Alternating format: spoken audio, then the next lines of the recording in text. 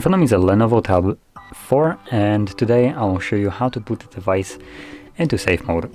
So to get started, hold the power key, and once you see your boot options, you want to hold power off.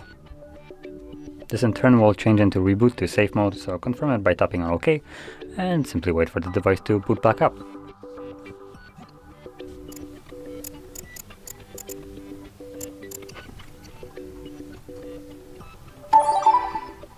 And as you can see now, the device is in safe mode. So that is how you boot it into it. And once you're done with this mode and you want to leave it, all you need to do is hold power key and select reboot, which will simply reboot the device and go back to normal mode.